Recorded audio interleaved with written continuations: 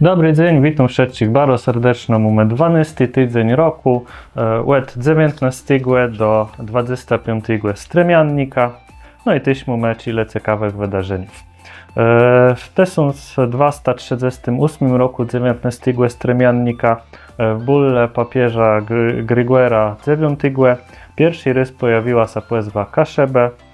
No i książę pomerczci z dynastii Griffithów, to był wiera Bogusław I albo Bogusław III. Łestył tam pozwony księdza Kaszeb, pełaceznie dux Kasubie. No i na wdyrnego wydarzenie dzisiaj obchodzimy tego dnia Dzień Jednoty Kaszebów. 20 stremiannika w 1970 roku połączone zostały wyższe szkoły pedagogiczne w Gdyńsku, a wyższe ekonomiczne szkoły w Sopłece.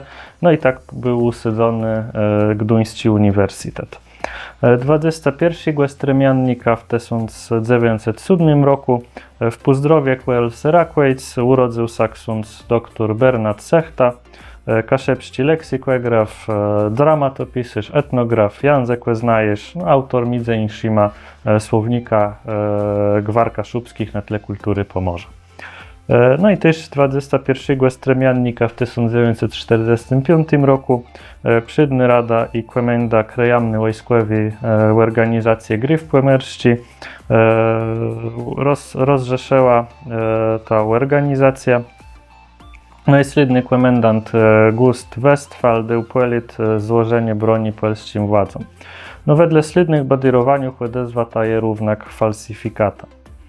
22 stremiannika w 1935 roku Ustka stała Sagarda, a w 1940 roku w Sztuthofie rozstrzelali 10 robotników polskich poczty z Gdyńska, a też wiele innych dzejarzów polskich i kaszebskich z Wolnego Gardu Gdyńska.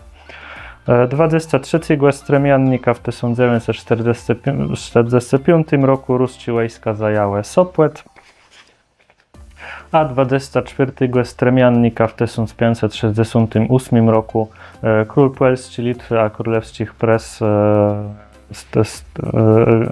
Zygmunt III August stworzył merską komisję. To była pierwsza polska admiralicja.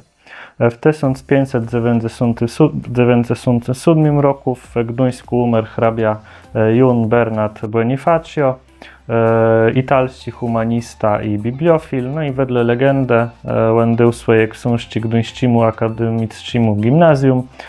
No a później książęzbiór był spłedlim dla Gdyńskiej Biblioteki Polskiej Akademii Nauków. No i 25 stremiannika w 1992 roku decyzją papieża Jana Pawła II powstała gdyńska archidiecezja i słychające biskupstwa w Pelplenie i Torniu. No i pierwszym arcybiskupa był ksiądz arcybiskup dr Tadeusz Gocłowski.